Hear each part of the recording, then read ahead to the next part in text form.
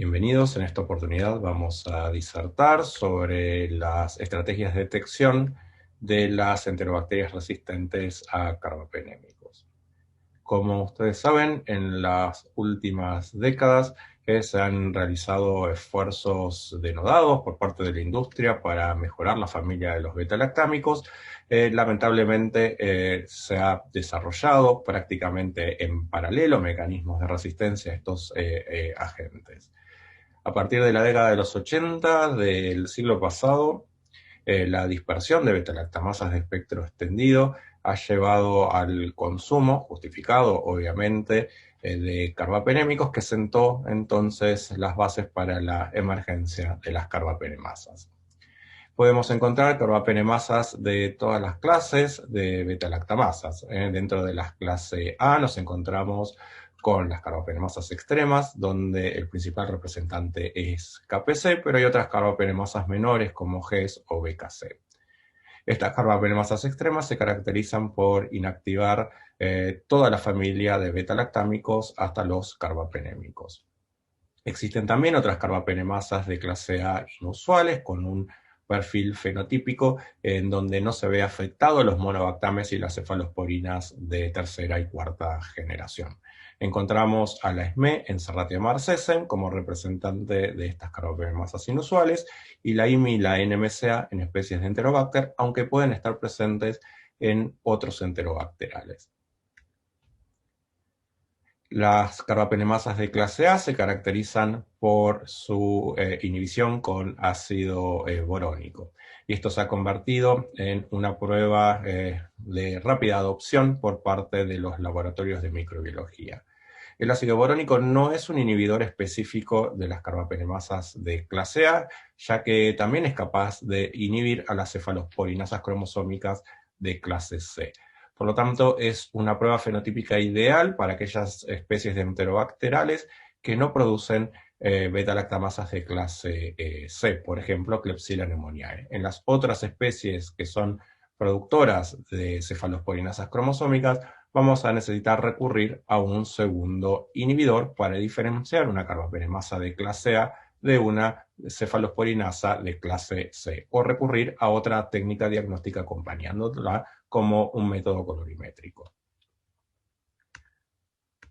Una gran ventaja diagnóstica fue la incorporación de estos inhibidores a los discos de meropenem, dando nacimiento a los discos combinados de meropenem, donde se incluye el ácido borónico y también la cloxacilina, fundamentalmente para poder diferenciar las carbapenemasas de clase A de aquellas cefalosporinasas de clase C. También incluyen inhibidores para metal o beta-lactamasas y algunos sistemas comerciales cuentan también con un cuarto inhibidor para diferenciar las OXA 163 endémicas de Argentina.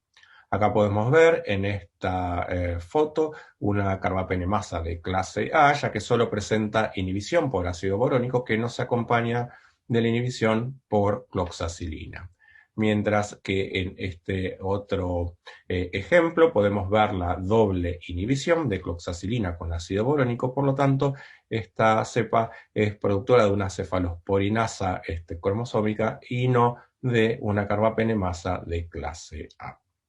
Todos los sistemas diagnósticos van a presentar ventajas y limitaciones, que es importante que ustedes como usuarios finales las tengan presentes a la hora de elegir cuál de estas metodologías representa más acordemente la estrategia diagnóstica de cada uno de sus laboratorios.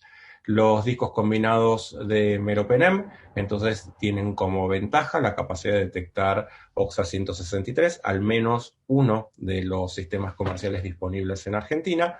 Discrimina el tipo de carbapenemasa, ya que utiliza inhibidores específicos para cada una de ellos, y eso es importante a la hora de las nuevas moléculas que están diseñadas para cada clase en particular. Y tiene la potencialidad de detectar los dobles productores de carbapenemasa, aunque hay que tomar algunos recaudos, como veremos más adelante.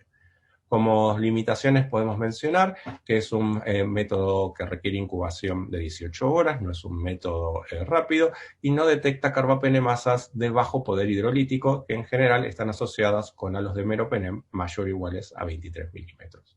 Otra familia de carbapenemasas de gran importancia a nivel global son las metalo-beta-lactamasas, cuyos principales representantes son NDM, BIM e IM a nivel global. Se caracterizan en su espectro de hidrólisis por no afectar los monobactames. De hecho, el Astronam u otros monobactames tienen una potente actividad bactericida frente a las metalo-beta-lactamasas.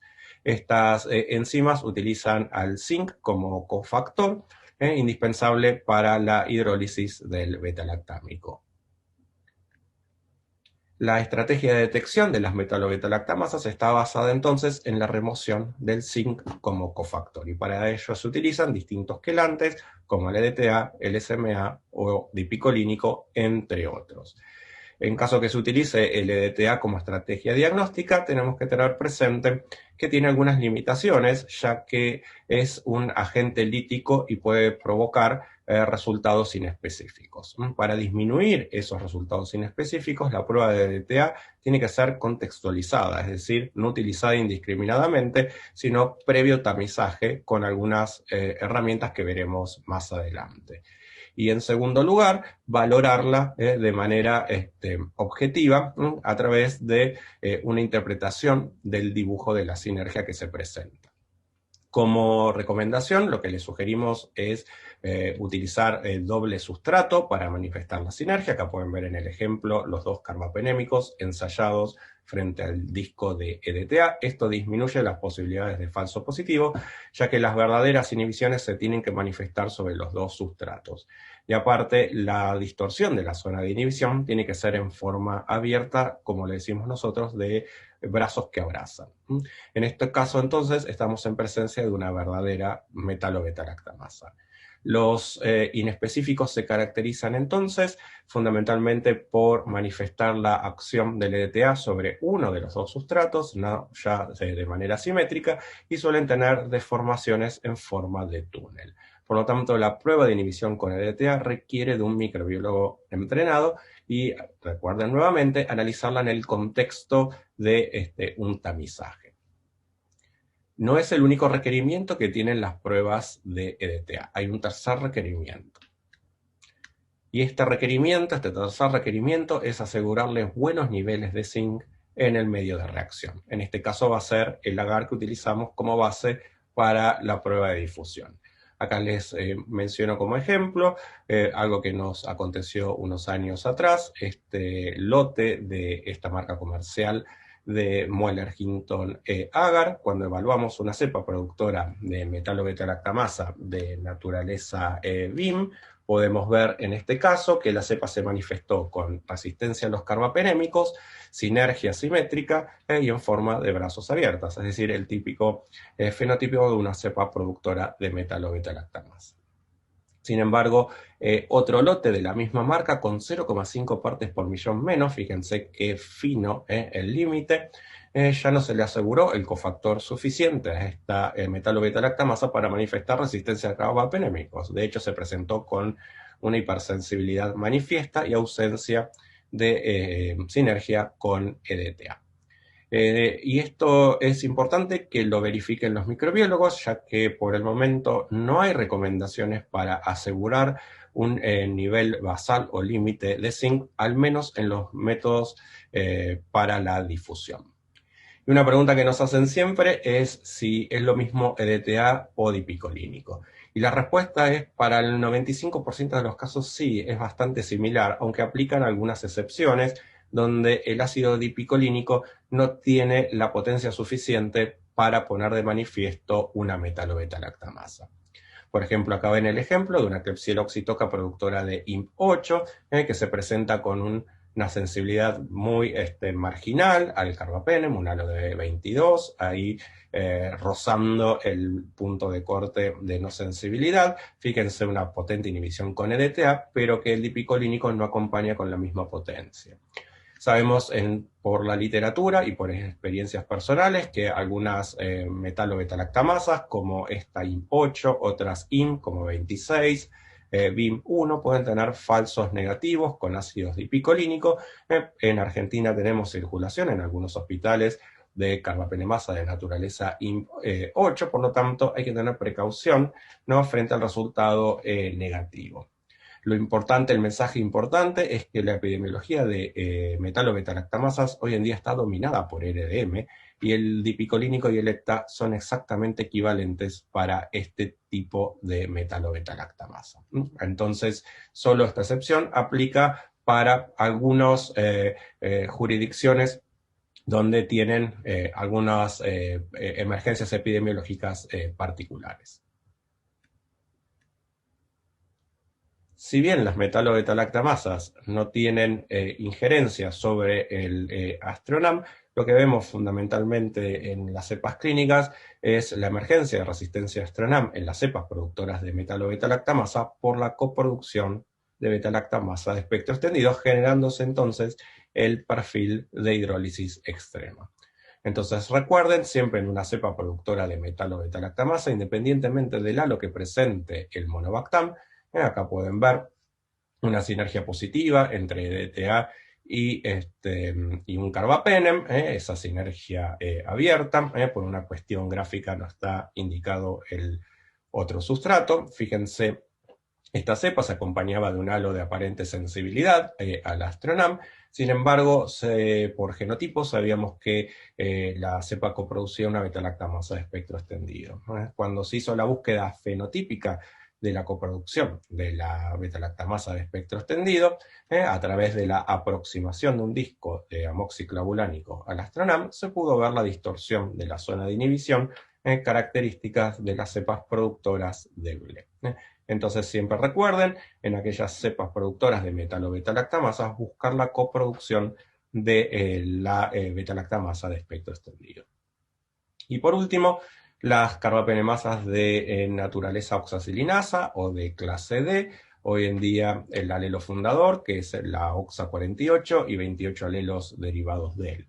Esta familia la podemos dividir en dos subfamilias. La subfamilia de OXA48, que se caracteriza por tener este perfil hidrolítico en donde se inactivan carbapenems, pero no cefalosporinas de espectro extendido y monobactames. En particular, estas carbapenemasas son las de mayor dificultad de detección fenotípica porque suelen presentarse con halos de carbapenémicos como los que se muestra en este ejemplo. Fíjense, esta es una bacteria productora de OXA48, el alelo fundador, con sensibilidad al meropenem, sensibilidad al imipenem, sensibilidad a la cefoxitina y sensibilidad al ertapenem según los estándares habituales. Sin embargo, es una cepa productora de carbapenemasa de clase D. En general, las mayores dificultades diagnósticas están asociadas a esta clase de carbapenemasas. La otra subfamilia de carbapenemasas de OXA48 es la subfamilia de OXA163, endémica en Argentina, en Egipto, también detectada ocasionalmente en México. Hay otros representantes en Europa, como OXA517 en Bélgica y recientemente OXA793 en Francia. A diferencia de la subfamilia de OXA48, la subfamilia de OXA163 se caracteriza por tener el fenotipo extremo. Se afectan las cefalosporinas de espectro extendido y los monobactames, a costa de reducir un poco la capacidad hidrolítica sobre los carbapenemes, al menos en ausencia de su cofactor, que es el bicarbonato. Y una pregunta que nos tenemos que hacer a la hora de establecer las estrategias diagnósticas de estas carbapenemasas es si nos vamos a guiar exclusivamente por los puntos de corte o si vamos a poner de manifiesto la producción de carbapenemasa. Esto es lo que se conoce como CRE, resistencia a carbapenemes en enterobacterias, o CPE, producción de carbapenemasas en enterobacterias.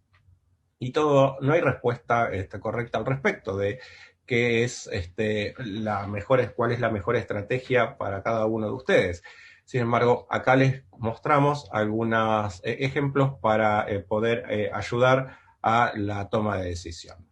Podemos ver acá la distribución de halos de imipenem de una población de enterobacterias que no produce carbapenemasas.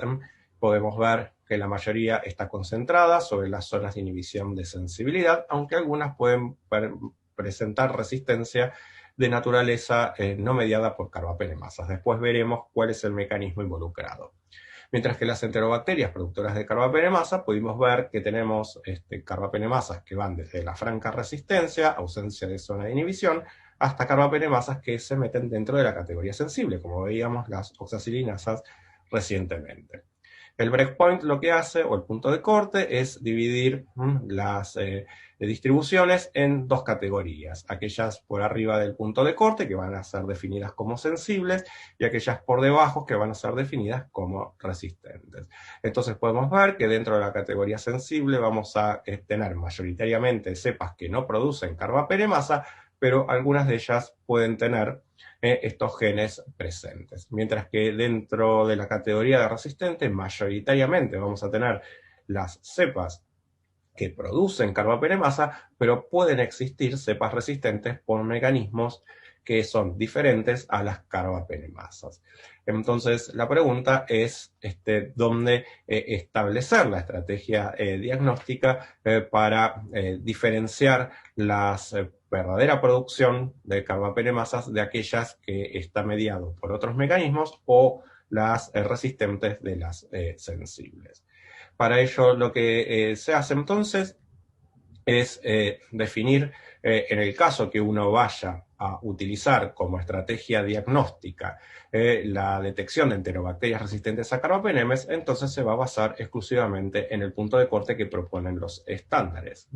Mientras que si va a realizar la búsqueda de carbapenemasas independientemente de la definición de sensibilidad o resistencia, lo que se hace es establecer puntos de corte epidemiológicos, que indica que separa la población salvaje que no tiene el mecanismo de resistencia de aquellas que sí tienen la carbapenemasa. El ECOF y el punto de corte pueden coincidir, pero en el caso de las producciones de carbapenemasa, el ECOF en general está dentro de la categoría sensible. Nuestras recomendaciones del CLSI fundamentalmente están basadas en una estrategia de detectar enterobacterias resistentes a carbapenemes, ya que los puntos de corte han sido ajustados para tratar de detectar la mayor cantidad de cepas productoras de carbapenemasa. Algo similar propone el EUCAS, el organismo que estandariza las pruebas de sensibilidad en el viejo continente. Para hacer la búsqueda de productores de carbapenemasa, además del punto de corte clínico, lo que provee el estándar es un ECOF, un punto de corte para tamizar productores o sospechosos de productores de carbapenemasa de aquellos que no lo son. Este punto de corte epidemiológico está tanto para la metodología de dilución como para la metodología de difusión. Y fundamentalmente se utilizan meropenem y ertapenem para la dilución. Fíjense, valores de CIMES mayores de 0 o 12 ya le indica al microbiólogo que está en presencia de una posible cepa productora de carbapenemasa, para un punto de corte clínico de 2, es decir, que estamos bien dentro de la categoría de sensible. En el caso de la difusión, lo que se propone entonces es un tamizaje para aquellas enterobacterias que tienen un halo menor de 25 a ertapenem o menor de 28 para meropenem, con la aclaración que si el meropenem da entre 25 y 27, es decir, bien sensible, lo que debemos enfocarnos fundamentalmente es en la búsqueda de carbapenemasas de naturaleza oxa, que son las que se presentan con esos niveles de sensibilidad. Es decir, la discusión está abierta. La recomendación establecida en el Centro Nacional de Referencia busca fundamentalmente la detección de los productores de carbapenemasa por sobre los puntos de corte, por eso van a haber distintos puntos de corte o ECOF sugeridos para cada una de las metodologías que no coinciden con los puntos de corte clínicos. Una vez que se descarta la producción de carbapenemasa, la cepa se pasa a interpretar con el punto de corte clínico. Cuando nos metemos dentro de la categoría sensible a tamizar cepas productoras de carbapenemasa, empezamos entonces a contar con un montón de inespecíficos de cepas que van a tener halo de sensibilidad a carbapenemes, pero no tienen una verdadera producción de carbapenemasa. Es por eso que empiezan a surgir estrategias para mejorar la especificidad del tamizaje, como por ejemplo el uso adicional de la piperacilina tazobactam, del halo o la SIM de piperacilina tazobactam que presente la enterobacteria. Y esto fundamentalmente lo que pretende entonces es poder tamizar de manera más específica las cepas productoras de oxacilinasa 48. Lo que podemos ver en este trabajo, donde se discrimina el genotipo en función del halo a piperacilina tazobactam, podemos ver que todas las cepas productoras de oxacilinasa 48, o la mayoría de ellas, presentó una zona de inhibición menor o igual a 15 milímetros para esta combinación de drogas. De esta forma, al establecer un punto de corte de tamizaje en este valor, podemos sacarnos de encima todos estos productores de beta-lactamasas de espectro extendido que presentaban halos de carbapenem dentro de la sospecha de carbapenemasa, pero con sensibilidad o bajo nivel de resistencia a la piperacilina tazobactam, un fenotipo que no está asociado a OXA48. Entonces, vemos que estas estrategias basadas en los puntos de corte epidemiológicos muchas veces van a utilizar más de un marcador, más de un antibiótico, no solo el carbapenem, sino algún antibiótico que acompañe para mejorar la especificidad diagnóstica.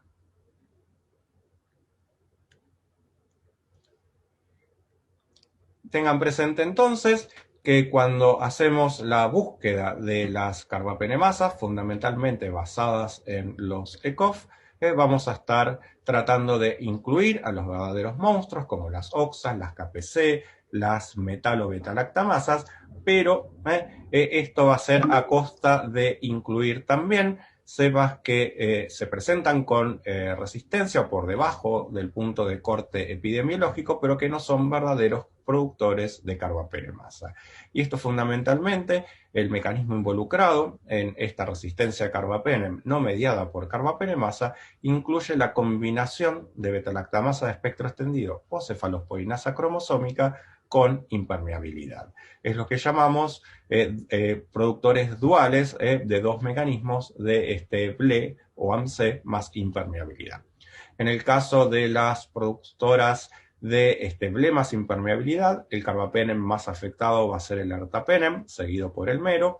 El IMI va a ser el menos afectado. En el caso de los AMC, el sustrato más afectado también es el ertapenem, pero en este caso se invierte el segundo orden y el segundo carbapenem afectado es el imipenem. Hay algunas OXAs que simulan ser BLE más impermeabilidad, como es el caso de la OXA 163, donde la superposición fenotípica de ambos mecanismos es muy similar y eso hace requerir un esfuerzo diagnóstico muy importante. Entonces sumamos en nuestro mapeo de sustratos beta-lactámicos y mecanismos de resistencia al BLE y al AMC más impermeabilidad, con su capacidad de alcanzar entonces a los carbapenemes y la necesidad del diagnóstico diferencial con las verdaderas carbapenemasas. Esto cada vez va a ser mayor, este diagnóstico diferencial, cuanto más elevado o más exigente sea el ECOF para sospechar los productores de carbapenemasa. Y como si todo esto fuera poco, nos tenemos que hacer una pregunta casi fundacional.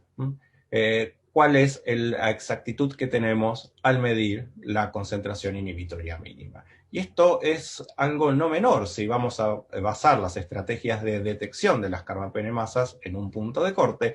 Vamos a necesitar que precisión analítica para, por lo menos alrededor de ese valor, para poder discernir si la cepa produce o no produce una carbapenemasa. Que algo que se ha podido avanzar recientemente con el advenimiento de las bioprinters es en establecer cuál es la variación de la SIM para los distintos niveles de inóculo, cuando algo que era imposible de realizar con la tecnología tradicional. Acá podemos ver cuál es la variación de la SIM de una bacteria de la colección ATCC, es decir, una cepa salvaje, frente a Meropenem. Podemos ver que la SIM es muy estable, el valor de la SIM es muy estable en casi todos los rangos de los inóculos evaluados. Solo en los extremos podemos ver dispersión de los resultados. Lo mismo ocurre cuando analizamos una enterobacteria que no produce una carbapenemasa, una estabilidad en el valor reportado de la cepa. El escenario cambia significativamente cuando analizamos o vemos una cepa productora de carbapenemasa. Fíjense que vemos una gran dispersión en el resultado de la CIM en función del tamaño del inóculo. Pero lo que es más llamativo es que dentro del rango de inóculo establecido tanto por CLSI como para UCAS para realizar las pruebas de sensibilidad, tenemos casi un logaritmo de tolerancia en la turbidez del inóculo.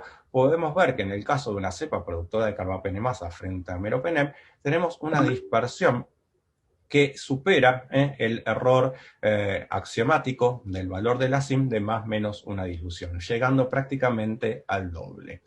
Casi 2 diluciones tanto para arriba como 2 diluciones para abajo. Entonces, el verdadero valor de la CIM es más difícil de establecer en una cepa productora de carbapenemasa, por lo tanto, es una determinación analítica que va a estar sujeta a mucha variación y error. Por lo tanto, poner todas las estrategias de detección en un único valor, como es un punto de corte, puede tener aparejado problemas de detección, ya que la variación en la determinación de ese valor es en extremo inexacta. Entonces, es así como llegamos a un esquema de detección basado fundamentalmente en puntos de corte epidemiológicos. Y como cada metodología tiene su eficiencia diagnóstica, ajustamos estos puntos de corte epidemiológicos a cada uno de los sistemas, tanto de referencia como la metodología CLSI, pero también a los métodos comerciales disponibles. Podemos ver entonces, para mencionar un ejemplo, la estrategia de detección entonces por la metodología de difusión para sospechar la presencia de una carbapenemasa va a estar basada en el disco de imipenem. Cuando la cepa presenta un resultado de no sensible, es decir, un halo menor o igual a 22, estamos entonces en alerta de una cepa productora de carbapenemasa. Lo mismo aplica si tenemos una resistencia a ceftazidima avibactam. En el caso de las proteae, utilizamos otros marcadores, ya que tienen una resistencia natural al imipenem, entonces en ese caso utilizamos el meropenem. Este sistema es muy eficiente para detectar las carbapenemasas de naturaleza KPC o MBL, pero no así para las OXAs. Recuerden que pueden estar dentro de la categoría sensible de imipenem y meropenem. En ese caso, entonces, utilizamos el ertapenem, que es mejor detector, pero para dotarlo de mayor especificidad va a estar acompañado de halos de piperacilina tazobactam menores iguales de 15. En el caso de las proteae, estos marcadores están basados en cefepime y piperacilina tazobactam. Entonces van a ver que tenemos una doble entrada en este sistema de puntos de corte epidemiológicos y es como tirar un medio mundo, ¿no? Y tratar de capturar una cepa productora de carbapenemasa. Y tendremos que entonces realizar métodos confirmatorios en todas las cepas sospechosas para discriminar si se trata de una verdadera carbapenemasa o de una BLE o AMC más impermeabilidad. Entonces recuerden utilizar la doble entrada si no se cumple un criterio, fijarse si aplica el segundo criterio y de esta forma podrán entonces sospechar una cepa productora de carbapenemasa. El mayor valor que tienen estos sistemas de detección es el rule out, es decir, es excluir. En el caso que tengamos países con baja prevalencia de cepas productoras de carbapenemasa, no sé si alguno en Latinoamérica puede levantar la mano al respecto, salvo algunos de nuestros vecinos inmediatos que son muy pulcros y muy prolijos, lo más importante entonces va a ser el rule out, es decir, es excluir una cepa que presenta un halo imipenem mayor de 23, mayor o igual a 23, o un ertapenem mayor o igual a 25, o un pipertazo mayor o igual a 16, ya es excluido, ¿no?, de la búsqueda de carbapenemasa. Y se puede entonces sí quedarse tranquilo en ese aspecto. ¿Qué métodos confirmatorios tenemos para confirmar todas esas cepas que son clasificadas como sospechosas de carbapenemasa. Podemos mencionar varios de ellos a lo largo de lo que resta de esta disertación. En orden de antigüedad, uno de los primeros métodos que surgió como método confirmatorio fue el método de Hodge, que consiste en hisopar una placa de Mueller Hinton con una suspensión estandarizada de una cepa TCC, en este caso una cepa sensible, una cepa salvaje, la Escherichia coli TCC 25922. Luego, lo que hacemos es colocar el disco que queremos manifestar, la actividad enzimática. En este caso, como es una carbapenemasa, vamos a utilizar un disco de carbapenem, puede ser IMI, puede ser mero. Paso siguiente, lo que hacemos es realizamos una estría con la cepa incógnita, aquella que queremos evaluar, la presencia de una carbapenemasa, y lo hacemos desde el borde del disco hacia la periferia de la placa. Este sistema nos permite incluir varias cepas en la misma placa para ser evaluadas. Incubamos 18 horas, no es un método rápido, y al día siguiente lo que evaluamos es la presencia de distorsión de la zona de inhibición de la cepa sensible. En este caso lo que vemos es un sobrecrecimiento de la cepa indicadora hacia el disco del carbapenem, ya que el gradiente del carbapenem fue inactivado en esta zona por la presencia de una carbapenemasa. Por lo tanto, al haber menos carbapenem, la cepa sensible es capaz de crecer hacia las adyacencias del disco. Una gran limitación que presentaba también el método de Hodge y que seguramente ha sido parte del racional de su remoción del CLCI es que presentaba resultados falsos negativos frente a las cepas productoras de NDM. Y entonces esa doble combinación de falsos positivos en cepas con BLIM más impermeabilidad y falsos negativos en cepas con metalo-beta-lactamasa NDM seguramente ha encendido las alarmas en el CLCI para su remoción. Pero estos falsos negativos pueden ser fácilmente corregidos teniendo en cuenta que la NDM es una lipoproteína, no es una proteína pura, y como tal, la lipoproteína generalmente se acumula en la célula bacteriana en la cara interna de la membrana externa, es decir, queda anclada a membrana. Por lo tanto, no se libera espontáneamente como es requerido en el método de Hodge para manifestar su acción enzimática. Entonces lo que le hacemos es ponemos un poquitito de ayuda para facilitar esa liberación de esta enzima que está anclada y no se libera espontáneamente. Y es de ahí donde nace el Triton-Hodge test, que es la incorporación de un detergente biológico en la placa de Mueller Hinton. Basta 50 microlitros sobre la superficie y desparramarla en toda la placa y para poder potenciar la detección de las NDM.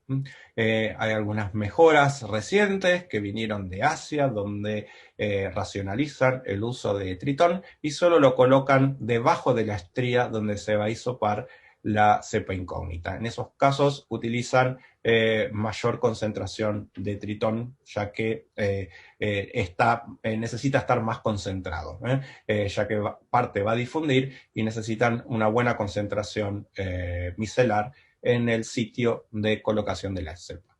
De esta forma, el Triton-Hodge test puede potenciarse para la detección de las metalo-beta-lactamasas. Las placas son sumamente estables y puede prepararse con anticipación. De esta forma podemos restaurar la detección de las carbapenemasas de naturaleza NDM, como pueden ver acá en paralelo, el negativo y el positivo para cada una de estas cepas respectivamente, independientemente de la especie bacteriana involucrada.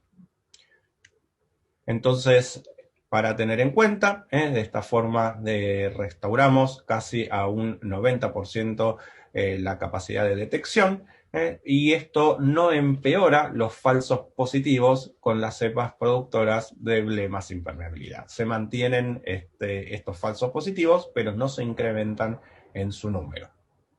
Entonces, volviendo al Triton-Hodge test, para mencionar cuáles son sus ventajas, tiene una alta capacidad de detectar las carbapenemasas de naturaleza OXA, una propiedad que no todos los métodos confirmatorios cuentan.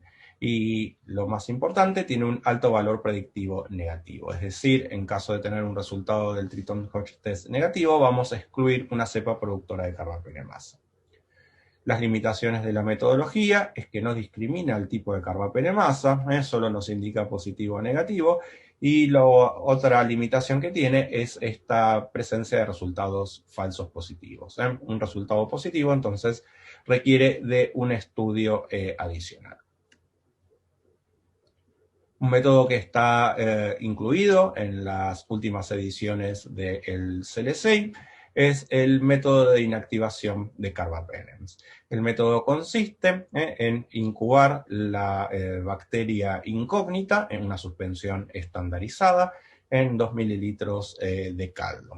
Tienen que tener presente que el tamaño del inóculo es distinto según se trata de una enterobacteria o de una pseudomonas aeruginosa. Se necesita más inóculo de la pseudomonas aeruginosa, 10 veces más.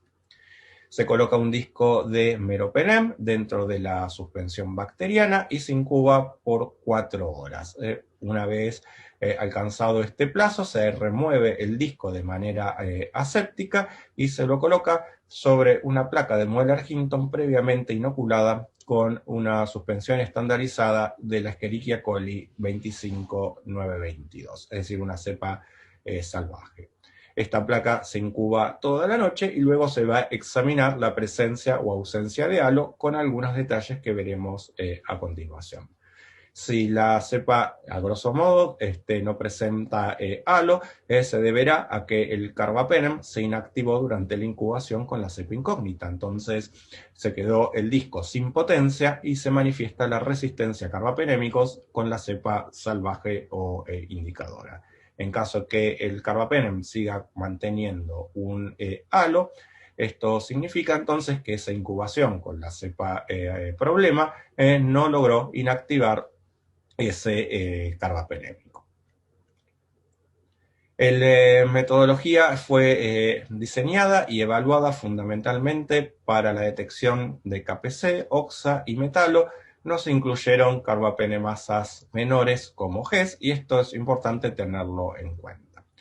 Para la interpretación, entonces, hay que tener en cuenta la presencia o ausencia de colonias dentro de la zona de inhibición. En el caso de contar con una zona de inhibición menor o igual a 15 o entre 16 y 18, pero con colonias intrahalo, estaremos en presencia de una cepa productora de carbapenemasa. En caso que el halo sea limpio, con una zona mayor o igual a 19 milímetros, estaremos en ausencia de una cepa productora de carbapenemasa. Y necesitarán realizar un método diferente, aquellas cepas que tienen un resultado indeterminado, que son las que presentan un halo entre 16 y 18 milímetros de manera límpida, o aquellas cepas con halos mayores o iguales a 19 con colonias internas. Un detalle operativo técnico, acá pueden ver una cepa resistente, una cepa productora de carbapenemasa, una cepa no productora de carbapenemasa.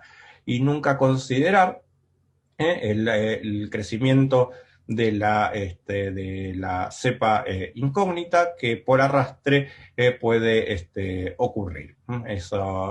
Ese fenómeno es algo habitual, por más que se remueve el disco y se lo aprieta para drenarle el líquido en la pared del tubo antes de colocarlo en la placa del Mueller-Hinton, siempre puede arrastrar parte de la cepa problema y por lo tanto crecer alrededor del disco, y no deberá ser tenido en cuenta.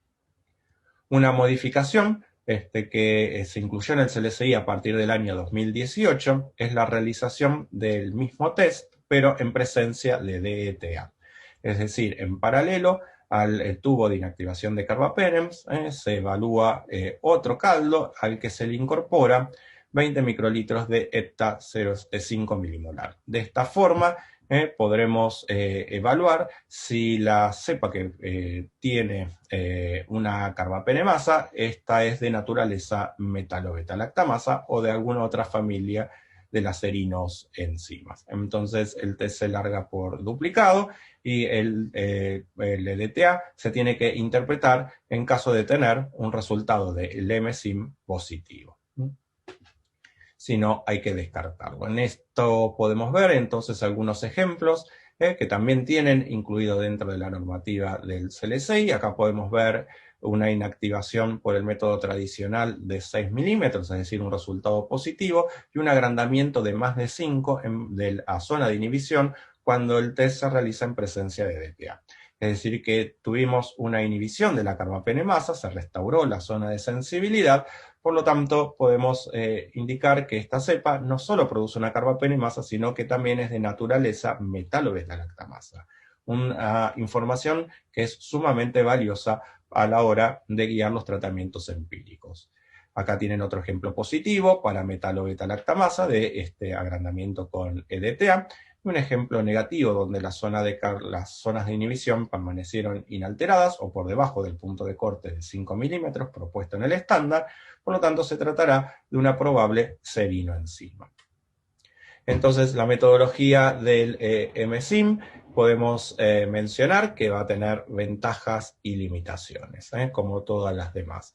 ¿Cuáles son las ventajas que tiene esta metodología? Es que está recomendada por el CLCI, es decir, que ustedes tienen ya estandarizada la técnica por el organismo madre.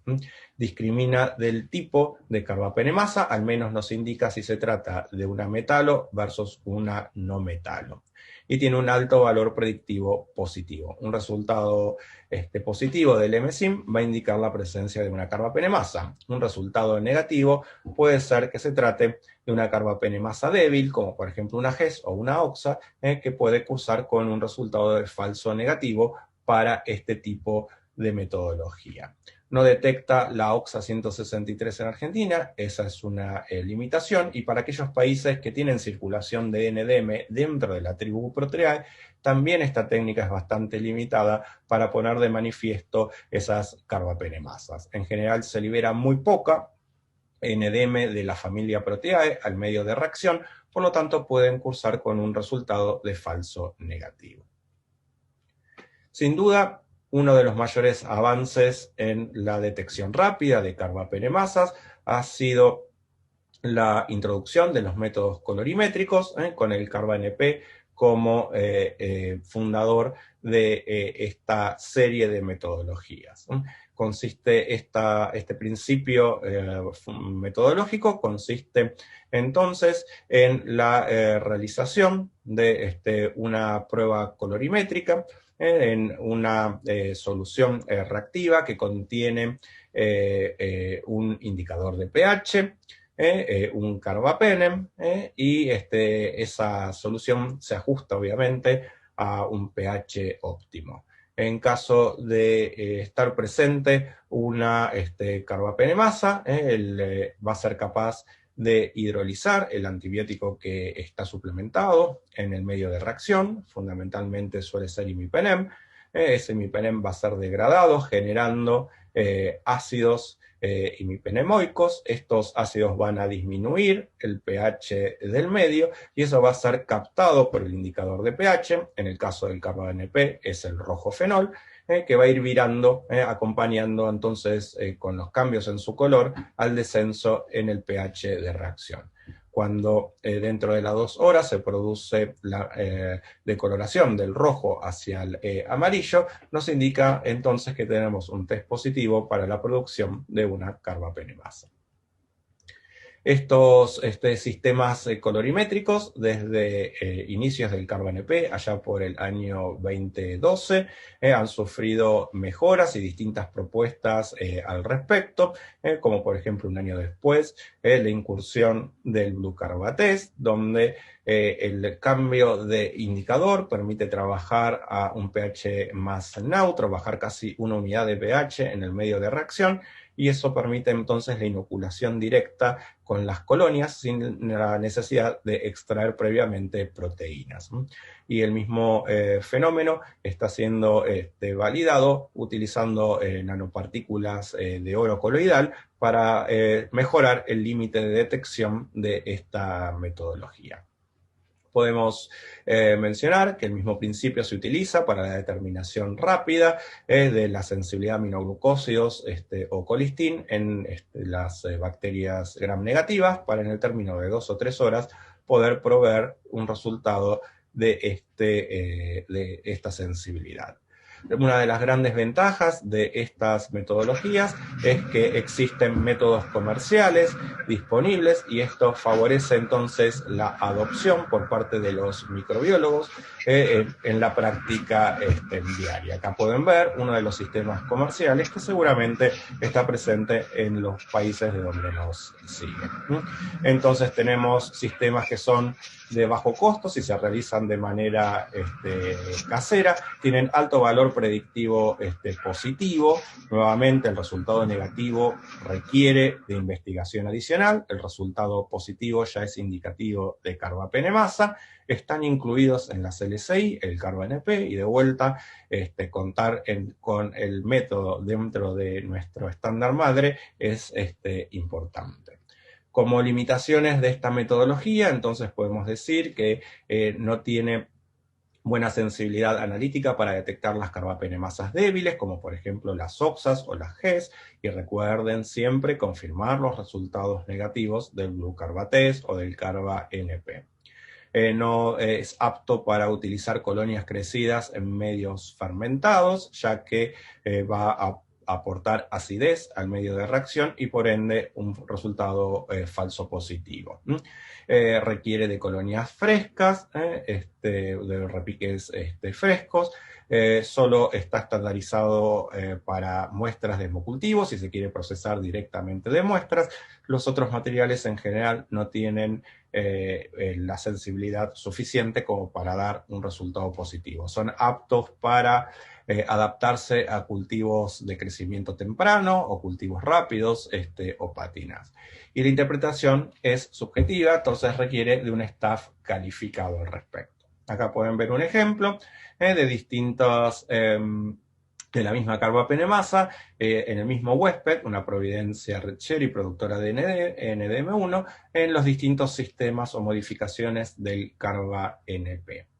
De vuelta tengan presente que las NDM son enzimas ancladas a membrana y todas las metodologías que dependan de la liberación espontánea pueden verse afectados en su desempeño cuando estamos trabajando con NDM. Entonces siempre es bueno agregar una ayuda. Y así surge entonces el carba-NP Direct, que permite la liberación de las NDM de su anclaje a membrana por la adición de tritón en el medio de reacción. Y esto se traduce entonces en una mejora en la detección de estas carbapenemasas. Y al tratarse de reacciones colorimétricas, estos métodos pueden ser tranquilamente automatizados, ya que en definitiva se trata de una reacción de color. Y este principio entonces de automatización fue adoptado por el sistema Phoenix de Becton Dickinson con el lanzamiento de su test de detección de cepas productoras de carbapenemasas conocidos como el CPO-DT test. Este test utiliza una técnica colorimétrica propietaria que utiliza dos pocillos de reacción para un screening positivo o negativo, o aquellos paneles que tienen la capacidad de incluir o tener disponible más espacio, entonces pueden adicionarse inhibidores en este test. También los inhibidores son propietarios, y de esa forma se reportará el resultado de clase y ya no solo el crudo positivo o negativo. Y esto es algo sumamente innovador y muy bienvenido, que se pueda automatizar estos sistemas de detección. Pueden ver en la literatura múltiples reportes de eficacia y de desempeño. En general lo que se ve es una sensibilidad analítica muy buena y dependiendo de la serie con que se la desafía, mayor o menor especificidad en el test. Recuerden que la inespecificidad, en este caso como se tratan de paneles que tienen antibióticos aparte del test de reacción, se puede corregir cuando se analiza el resultado del CPO en conjunto con el resto del antibiograma, así que no es algo que nos deba alarmar en demasiado. Otro método que también puede ser muy utilizado para la búsqueda de productores de carbapenemasa, ya no tanto de colonia aislada, sino más bien de muestra clínica, son los métodos cromogénicos, fundamentalmente dedicados para el estudio de portadores, pero que puede utilizarse en otro ámbito de la práctica diaria. Estos test en general lo que utilizan es una o más enzimas cromogénicas para detectar las distintas especies o grupos bacterianos de importancia clínica junto con algún antibiótico. Los antibióticos suelen ser también propietarios su composición y su concentración. Uno de los métodos más eficientes es el del supercarba, que es un medio selectivo para la detección de enterobacterias resistentes a carbapenem, pero en realidad lo que crece es toda bacteria resistente a carbapenem. Algunas especies de enterobacterias estarán acompañadas por los colores característicos de las especies bacterianas asignadas por el fabricante. El límite de detección es realmente muy bajo, alrededor del 10 a la 1 para metalo u oxa, y un poquitito más arriba para las KPC, que tiene una sensibilidad global muy eficiente. Nuevamente, el talón de Aquiles son aquellas cepas que producen carbapenemasa que tengan una CIM por debajo de la concentración de carbapenem incluida en el medio de cultivo. Entonces, como ventaja, podemos mencionar que es un método sample-in, que permite, que está estandarizado para el procesamiento directo de muestra. La muestra es el hisopado rectal y aparte acompaña de la identificación presuntiva de especie, al menos de grupos de especie. No discrimina el tipo de carbapenemasa y no discrimina el tipo de resistencia a carbapenem. Pueden crecer enterobacterias como Cinetos, Pseudomonas u otras especies bacterianas presentes en la muestra. Y los resultados son al día siguiente, no es un método rápido. Uno de los métodos más disruptivos que han incursionado en nuestra práctica diaria son los test inmunocromatográficos, ya que permiten descentralizar el diagnóstico de beta-lactamasas, en definitiva de proteínas, ya que prácticamente no requieren ni entrenamiento ni aparatología en especial. La sensibilidad y especificidad analítica es del orden del 100% para los targets incluidos en el test de reacción, y el tiempo de respuesta en general es entre 2 y 15 minutos. Necesitamos colonia aislada. Se pueden adaptar a hemocultivos positivos y a pátinas de crecimiento temprano. Estos test cromatográficos entonces son realmente muy simples de realizar, y aparte nos pueden brindar información del tipo de carbapenemasa y de la producción simultánea de más de una carbapenemasa, un evento cada vez más frecuente que nos trajo la pandemia de COVID y los estreses hospitalarios durante la misma. Como ventajas entonces podemos citar que no requiere personal entrenado, el tiempo de respuesta es muy corto, 15 minutos, no tenemos limitaciones en el tipo de medio de cultivo o en la antigüedad del mismo, detecta más de un target y tiene una sensibilidad similar a la PCR para los blancos incluidos. Como limitaciones, el número de targets que presentan estos sistemas comerciales es limitado. Ojalá tuviéramos cromatografías para todos los mecanismos de resistencia que queremos buscar. Las variantes alélicas de una misma lactamasa pueden no compartir los epitopes, y eso es algo que ocurrió con la OXA 163, que no compartía los epitopes de la OXA 48 de estos sistemas, por lo tanto hubo que diseñar anticuerpos específicos para incluir a su familia de OXA 163, al menos en estas latitudes. El costo todavía sigue siendo elevado, y el límite de detección hace que todavía no puedan ser utilizados directamente desde la muestra clínica, excepto los hemocultivos positivos. Y la industria de los test inmunocromatográficos es de la que más factura en la industria diagnóstica del laboratorio. Por lo tanto, seguramente esperaremos mejoras en el futuro inmediato.